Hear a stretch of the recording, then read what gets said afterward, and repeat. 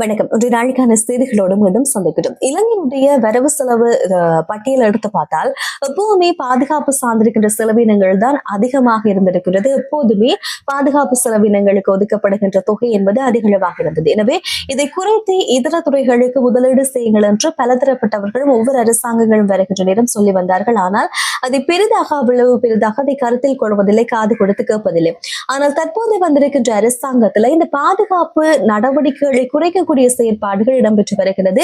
இதனுடைய பட்டியலாக 2025 இருந்து 2030 வருகின்ற இந்த காலப்பகுதியில் இலங்கையுடைய பாதுகாப்பு அளவை கணிசமாக குறைக்க இருப்பதாக தற்போதைய அரசாங்கம் சொல்லியிருக்கிறது. அதுல ராணுவ துறை சார்ந்த ஊழியர்கள் என்பது ராணுவ பாதுகாப்பு படையில 1,00,000ஆகவும், கடற்படையை 40,000ஆகவும், விமானப்படையை 18,000ஆகவும் குறைக்கிறதுக்கு ஜனாதிபதி அன்ருகுமார் திசாநாயக்கனுடைய அரசாங்கம் தீர்மானித்திருப்பதாக தற்போது துறை சார்ந்தவர்கள் சொல்ல ஆரம்பித்திருக்கின்றார்கள். என்னதான் இந்த பாதுகாப்பு எண்ணிக்கையை நாங்கள் குறைத்தாலும் இலங்கையில் இருக்கின்ற பெருமளவான தொழில்நுட்பங்களும் சரி, பாதுகாப்பு துறைக்காக பயன்படுத்தப்படுகின்ற விமானங்கள், ஆயுதங்கள் அத்தனையுமே காலாவதியாகி பயன்படுத்த முடியாத நிலைமைக்கு போய்விட்டதன் காரணமாக தொகையை குறைத்தாலும் நாங்கள் பாதுகாப்பு சார்ந்திருக்கின்ற இதர விஷயங்கள்ல சமரசம் செய்யாமல் தொழில்நுட்ப துறை சார்ந்திருக்கின்ற விடயங்கள்ல பாதுகாப்பை பலப்படுத்துவதற்கும் இப்ப இருக்கக்கூடிய ராணுவ ஊழியர்களுக்கும் ராணுவத்துல பணியாற்றக்கூடியவர்களுக்கு பாதுகாப்பு துறை சார்ந்திருக்கின்ற தொழில்நுட்பத்தை பயன்படுத்தி எப்படியெல்லாம் நாட்டை பார்க்கலாம் என்றதை முன்னெடுத்து செல்வதற்கான பலகட்ட நடவடிக்கைகளையும் தற்போது தாங்கள் முன்னெடுத்து வந்திருப்பதாக நாடாளுமன்றத்தில் வைத்து ஜனாதிபதி சொல்லியிருக்கிறார். இது வரவேற்கக்கூடிய ஒரு விஷயம். என்றால் அதிகளவான தொகை என்பது பாதுகாப்பு ஊழியர்களை பராமரிக்கிறதுக்கே, படையினரை பராமரிக்கிறதுக்கே செலவினங்கள் அதிகரிக்கின்ற நேரத்துல இலங்கையினுடைய தொழில் சார்ந்திருக்கின்ற பாதுகாப்பு, தொழில்நுட்பம் சார்ந்திருக்கின்ற பாதுகாப்பு எப்போதுமே பலவீனமாகவே இருந்து வருகிறது. இப்ப இருக்கக்கூடிய தொழில்நுட்ப கால பகுதியிலையும் இலங்கையில இருக்கின்ற பெருமளவான, அதுவும் இலங்கையில் இருக்கக்கூடிய கல்வித்துறையை சார்ந்திருக்கின்ற இணையதளத்தை 12ஆம் வகுப்பு படிக்கக்கூடிய ஒரு மாணவனால் ஹேக் செய்து அதில் இருக்கக்கூடிய விஷயங்களை பார்க்கக்கூடிய அளவுக்கு தான் இலங்கையினுடைய தொழில்நுட்ப துறையினுடைய பாதுகாப்பு இருந்து வருகின்றது. எனவே இதையெல்லாம் அதிகரிப்பதற்கு இது ஒரு வாய்ப்பாகவும் அமைந்திருக்கின்றது என்று இன்னொரு பக்கமாக இது பெற்றிருக்கின்ற ஒரு நல்ல அபிப்பிராயங்களும் வெளிவந்து கொண்டிருக்கிறது. 2 தினங்களுக்கு முன்பாக இருந்து இலங்கையில இந்த எரிபொருளுக்கான வரிசைகளுடைய புகைப்படங்களை நீங்க அவதானித்திருப்பீர்கள். இந்த சூழ்நிலையில இலங்கையில உண்மையிலேயே எரிபொருள் தட்டுப்பாடு என்பது நிலவுகின்றதா என்ற ஒரு கேள்வி வருகின்ற நேரம் இதற்கான பதிலாக கூட இதனை எடுத்துக்கொள்ள முடியும். நாட்டுல தொடர்ச்சியாக எரிபொருளை விநியோகம் செய்வதற்கான நடவடிக்கையை இலங்கையுடைய கனியவள கூட்டு ஸ்தாபனம் மேற்கொண்டு வருவதாகவும், அதுவும் விடுமுறை தினங்களாக இன்றைய இருக்கின்ற நாட்கள்ல எல்லா இடங்களிலையும் விநியோகம் என்பது சீராக இடம்பெற்று வருவதாக அதனுடைய தலைவர் ராஜகர்ணா அவர்கள் சொல்லியிருக்கிறார். அதே தருணம் இந்த எரிபொருள் தட்டுப்பாடு ஏற்படுவது போல தோன்றுவதற்கான சில காரணங்களாகவும், இல்லாவிட்டால் ஏற்படுவது இதுக்கும் ஒரு காரணமாக அமையும் என்று சில விஷயங்கள் சொல்லப்படுகிறது. இலங்கையில எரிபொருள் நிரப்பு நிலையங்களுக்கும் இந்த கூட்டு ஸ்தாபனத்துக்கும் இடையிலான ஒரு ஒப்பந்தம் என்பது மேற்கொள்ளப்படுகின்றது. விற்பனை செய்யப்படுகின்ற லீட்டர்களுக்கு 3 ரூபாய் என்பது 3% என்பது கழிவு கொடுப்பனவு என்பது வழங்கப்படுகின்றது. இந்த ஒப்பந்தத்தை இந்த நாளோடு நிறுத்திக் கொள்வதற்கான நடவடிக்கைகள் என்பது, அதாவது 1ஆம் தேதியோடு, மார்ச் மாதம் 1ஆம் தேதியோடு இந்த ஒப்பந்தம் ரத்து செய்யப்பட்டிருக்கிறது.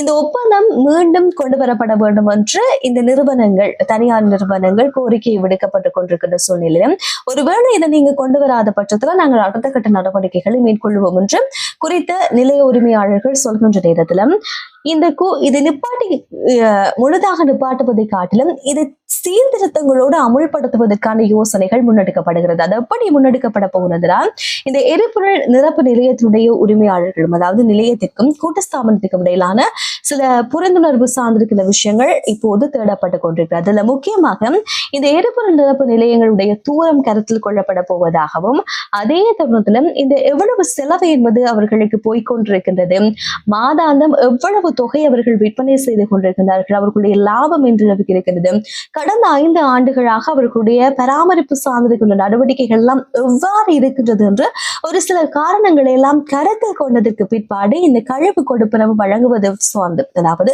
அதையெல்லாம் வைத்துக் கொண்டு யார் யாருக்கு எவ்வளவு கழிவு கொடுப்பனவு வழங்கலாம் என்று ஒரு புதிய ஒப்பந்தம் போடப்பட இருப்பதாக கூட்டஸ்தாபனத்தின் மூலமாக சொல்லப்படுகிறது. எவ்வாறாக இருந்தாலும் நாடளாவிய ரீதியில் பெட்ரோல் விநியோகம், டீசல் விநியோகம் என்பது சீராக இடம்பெற்று வருவதாகவும் கூட்டு ஸ்தாபனம் சொல்லி இருக்கின்றது.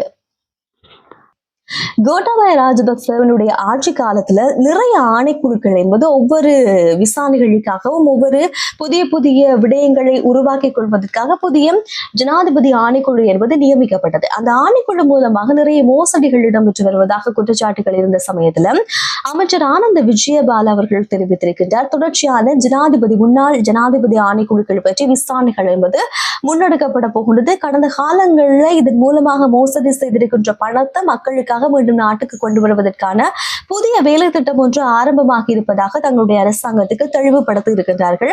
அவர் சொன்ன விஷயங்கள் அவதானிக்கின்ற நேரம் சில காலங்களில் கோட்டாபாய ராஜபக்சவுடைய அரசியல் கால பகுதியில 14 வெவ்வேறு ஆணைக்குழுக்கள் என்பது ஜனாதிபதி ஆணைக்குழுக்கள் என்பது வேறு வேறு காரணங்களுக்காக நியமிக்கப்பட்டிருக்கின்றது. அதுல 2 ஆணைக்குழுக்கள் மட்டும்தான் செயற்பாட்டில் இருந்திருக்கின்றது. எனவே இதன் மூலமாக நிறைய நிதி மோசடி என்பது மேற்கொள்ளப்பட்டு வந்திருப்பதாகவும் உபாலி அபேரத்னவினுடைய தலைமையில நிறுவப்பட்ட ஜனாதிபதி ஆணைக்குழுவுக்கு இந்த நாட்டு மக்களுடைய பணத்துல 3.5 பில்லியன் ரூபாய்க்கும் அதிகமான தொகையை அவர்கள் மோசடி செய்திருப்பதாகவும், எனவே இதையெல்லாம் மீண்டும் நாட்டுக்கு கொண்டு வருவதற்கான நடவடிக்கைகள் என்பது முன்னெடுக்கப்பட போகிறதாம். அதே நேரம் இந்த ஆணைக்குழுவில் இருந்திருக்கின்ற அதிகாரிகள், முன்னாள் அரசியல் தலைவர்கள், முக்கியமாக ஜனாதிபதி கோட்டாபாய ராஜபக்சவோ யாரு வேண்டுமானாலும் இருந்துவிட்டு போகட்டும், இவர்கள் அத்தனை பேர் மீதும் சட்ட நடவடிக்கை எடுக்கப்பட்டு நாட்டில் மக்களுடைய பணம் மீண்டும் கொண்டு வருவதற்கான நடவடிக்கைகளை முன்னெடுப்போம் என்று மீண்டும் மற்றொரு மோசடி சார்ந்திருக்கின்ற விஷயத்தை கையில் எடுத்திருக்கின்றது தற்போதைய அரசாங்கம். அண்மை நாட்களாக இலங்கையில பல குற்றச்செயல்கள் நடைபெற்றுக் கொண்டிருக்கிறது. இந்த குற்றச்செயல்களை புரியக்கூடிய நபர்கள் எல்லாம் சென்ற நாட்கள்ல ராணுவ படையில இருந்தோ இல்லாவிட்டால் பாதுகாப்பு படையில இருந்து வெளியேறி இருக்கக்கூடியவர்கள் இதுல சம்பந்தப்பட்டிருக்கிறார்கள். அண்மையில் இடம்பெற்றிருக்கிற கைது நடவடிக்கையில அதை நிகழ்த்தி இருக்கக்கூடியவர் ஏற்கனவே ராணுவ படையில இருந்து ராணுவத்தை விட்டு வெளியேறி இருந்தவர். இதுக்கு அடுத்தபடியாக பல துப்பாக்கி சூட்டு சம்பவங்கள் பதிவாகி இருந்தது.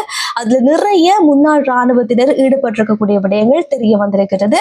தற்போது கடமையில் ஆற்றக்கூடிய பல பேர் அவர்களுக்கு உதவி செய்திருக்கிறார்கள் என்று கைது நடவடிக்கைகள் முன்னெடுக்கப்படுகிற நேரம் இந்த பாதாள உலக குழுவோடு நெருங்கிய தொடர்புகளை மேற்கொண்டிருக்கக்கூடிய முன்னாள் ராணுவ படையிலேயோ இல்லாவிட்டால் பாதுகாப்பு படையிலேயோ பணியாற்றக்கூடிய அத்தனை பேருடைய அறிக்கைகளையும் இப்போது தயாரிப்பதற்கான நடவடிக்கைகள் என்பது மேற்கொள்ளப்பட்டிருக்கிறது. எனவே பாதுகாப்புத்துறை சார்ந்திருக்கிற விஷயங்கள்ல உன்னிப்பாக தற்போதைய அரசாங்கம் கவனம் செலுத்தி வருவதாகவும் மக்களுக்கு எதிராக நடைபெறக்கூடிய இந்த செயற்பாடுகள்ல சரியான நடவடிக்கை எடுக்கப்படும் என்று மற்றும் ஒரு விடயத்தையும் அவர்கள் சொல்லியிருக்கிறார்கள். ஆனால் அன்னைய நாட்களில் இடம்பெறுகின்ற பல குற்றச்செயல்களுக்கு பின்பாக இராணுவத்துறையிலேயோ இல்லாவிட்டால் பாதுகாப்பு பிரிவில் இருக்கின்ற பல பேருடைய பெயர்களும் அடிபட்டுக் கொண்டிருக்கிறது என்பது முக்கியமான ஒரு விஷயம்.